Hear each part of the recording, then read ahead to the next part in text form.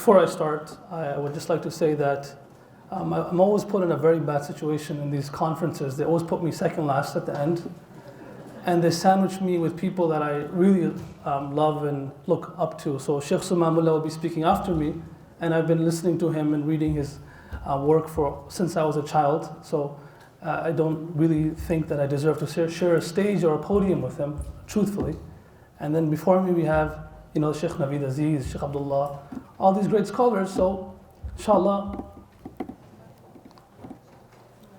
whatever I can share with you, brothers, inshallah. بسم الله الرحمن الرحيم نحمده ونصلي على رسوله الكريم أما بعد قال الله عز وجل في كتاب العزيز بعد أعوذ بالله من الشيطان الرجيم بسم الله الرحمن الرحيم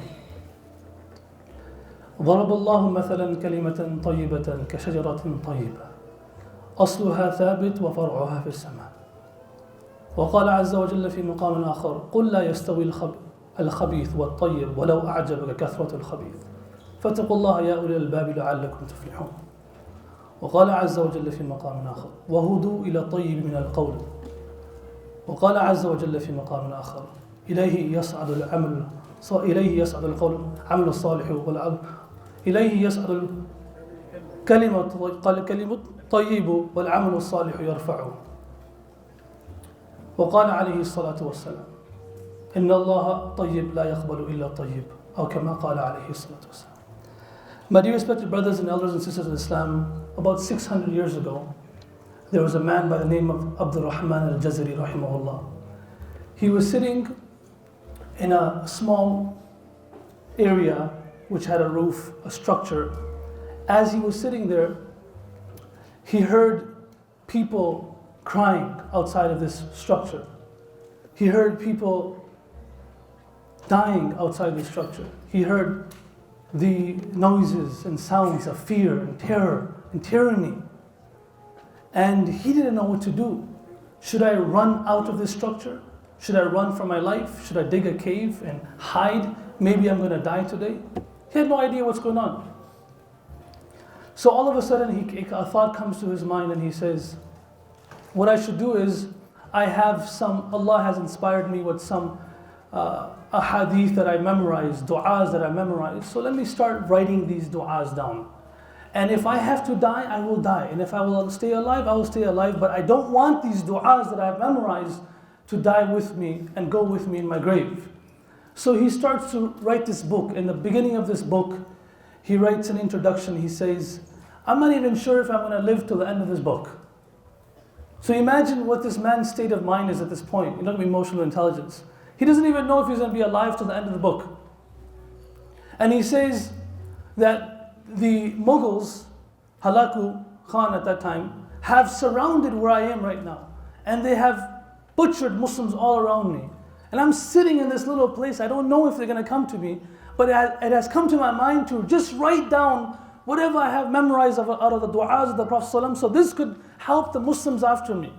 So he starts to write down these du'as. One day goes by. The second day goes by and he sees a dream in which he sees the Prophet ﷺ. The Prophet ﷺ, he asks him, oh, Abdul Rahman, why do you look so worried for? He says, I fear for my life. I don't know if I'm going to survive. The Prophet ﷺ, he says to him, should I make dua for you? That Allah protect you, Allah save you, Allah give you peace. And he says, no, I don't want to dua for myself specifically, but I ask you to raise your hands that Allah protects the entire ummah. And the Muslims who are suffering, they get out of their suffering. And the Prophet raises his hands, he makes a dua, he wipes his beautiful face. One day later, on the day of Saturday, the entire army of Halaku Khan left this premises. And he survived. And this book was compiled. And the name of this book is Al-Hisnul Hasin, the protected fortress. Today, brothers and sisters in Islam, the world is looking for the next Abdul Rahman al-Jazari. For the next person, that one person. Like we heard all these great speeches today about Allah loving tawakkul, of sabr, of dua. We heard these things, but really, as we're sitting here today, and my heart really is soft about this topic, is because I was there in these places where people were tyrannized and killed and martyred when I was in New Zealand. And I went there after the massacre, a few days after. I hear about from far about what's happening to our Muslim brothers and sisters all the way in Kashmir. I hear about things that are happening in Gaza. We all hear about these things in Syria and Yemen. Now, when we hear about these things, where is that one sister or brother? Yes, we're making dua. Dua is important, it's very, very effective. But Allah in the Quran, He mentions it so many times, and in the hadith, the Prophet ﷺ says, Inna Allah tayyib. Allah is pure. La yaqbalu illa tayyib. And Allah only accepts pure things. Just like if someone on Craigslist or Kijiji buys an iPhone thinking it's an iPhone, but next thing you know it's a phone from China looking like an iPhone. You know how stressed and depressed does he get or she get?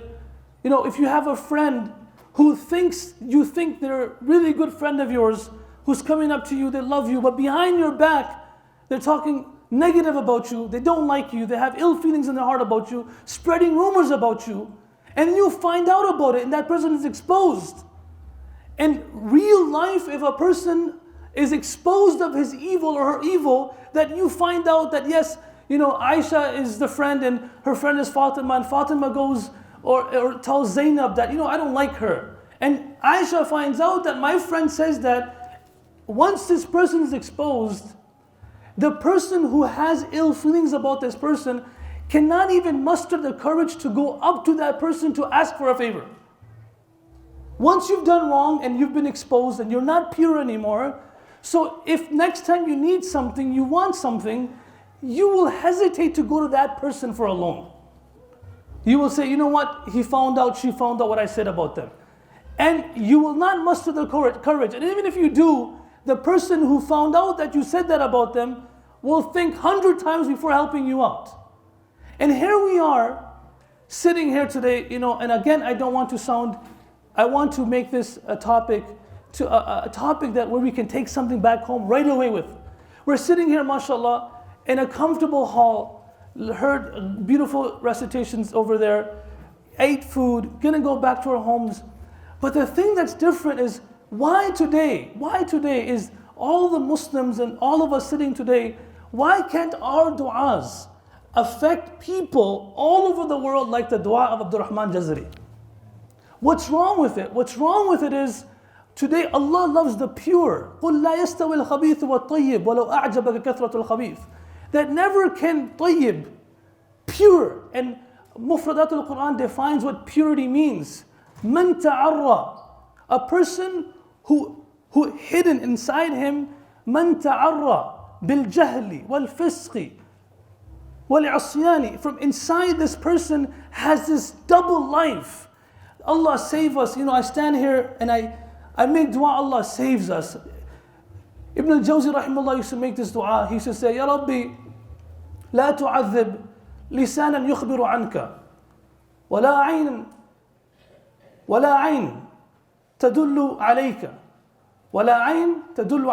ولا يدا يكتب حديث رسولك يا رب لا تعذبني. So Allah, don't punish me. I know I'm weak.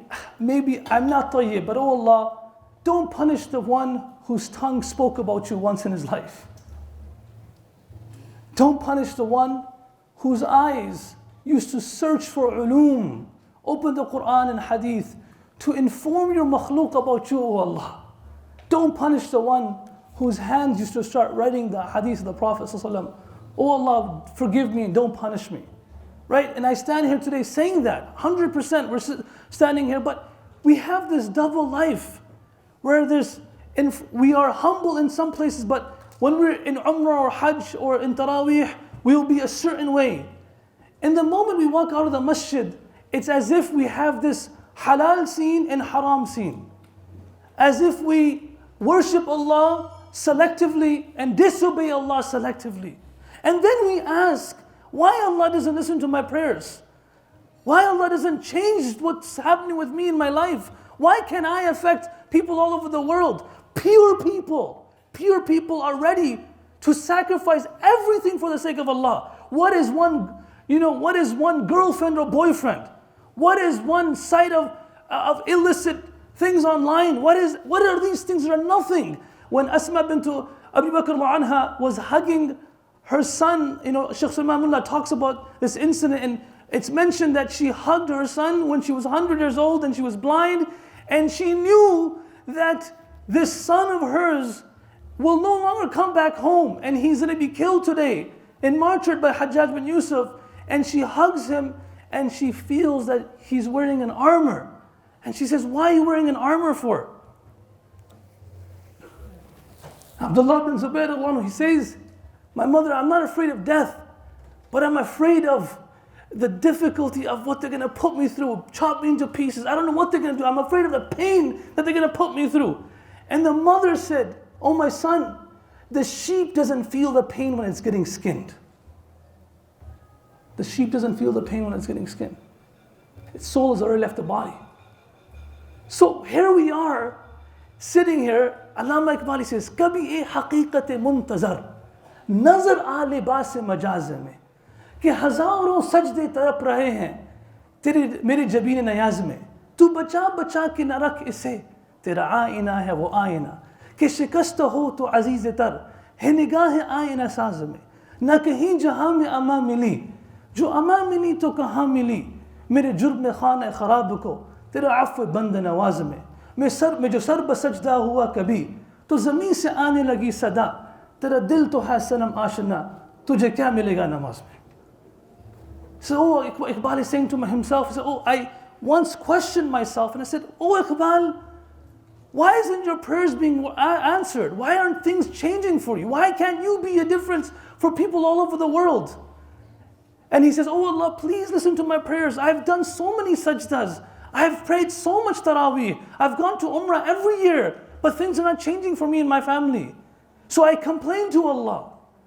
And then he's saying what I was inspired by. He says, Tu bacha bacha ki na rak ise, tera aina hai wo aina, ki shikasta ho to aziz tar hai nigahe aina saz mein. He says, this heart of yours, O Iqbal, it's not pure, and the heart can only be pure once it's broken. It's the only mirror that's effective and valuable, that when it's broken, it's more valuable and effective than a real mirror that's not broken. Dawood Ta'i passes away. On his eulogy, Ibn Samak says, أهنت نفسك وأنت تريد كرامتها وذللت نفسك وأنت تريد إشرافها. Like you broke yourself, you broke your heart, your nafs and your desires, but in reality you wanted to honor it. So here we are, he says at the end, after complaining to Allah, I'm doing sajda and I hear a noise or sound from the earth saying to me, Oh Iqbal, he's a great Urdu poet, he says, मैं जो sir बसजदा हुआ कभी तो ज़मीन से आने लगी सदा. He says, Oh Iqbal, तेरा दिल तो है सनम आशना. Your heart is not pure. A person, how Mufradatul Quran talks about, what does tayyib mean in the Quran? Tayyib means a person who's internally is clothed and embedded with fisq, major sins, hasad, jealousy, and illicit relationships. Internally he's like this. And وَمَنْ تَحَلَّى, and a person who adorns himself بِالْعِلْمِ وَمَكَارِمِ الْأَخْلَاقِ, a person who adorns himself like this. Allah says, the Prophet ﷺ, he mentions, إِنَّ اللَّهَ طَيِّبٌ لَا يَقْبَلُ إِلَّا طَيِّبٌ, that Allah is pure, Allah only accepts purity, pure things from us. So my brothers and sisters in Islam, we need to look internally and say, I can't be living a double standard life. I don't appreciate a friend who's double standard. I don't appreciate an off brand. I'm not going to go to the store and buy a knockoff Jordan shoes. If I am, then you have some issues. I'm not going to go to the store. There's real branding. There's Jordan, Versace, Gucci, and then there's the knockoffs. If you go to Pakistan, there's a place called Bolton Market in Karachi. They have the first copy, second copy, third copy, fourth copy. You can find 5 different copies, but they're not the original thing. So Allah is demanding, Allah loves pure. Allah is demanding from us purity. And then this dua of ours that we make when we raise our hands will not only change our lives, but it can change the fate of someone so far away from us that maybe in our entire life we will never be able to hug them, see them, embrace them. But because of this dua of ours that left this pure heart, you never know how this can affect someone all across the globe. Ahmad bin Hanbal rahimahullah was asked, what is the distance between a servant and Allah? And he said the distance between the servant and the arsh of Allah is a pious dua from a pure heart. Assalamu alaikum wa rahmatullahi.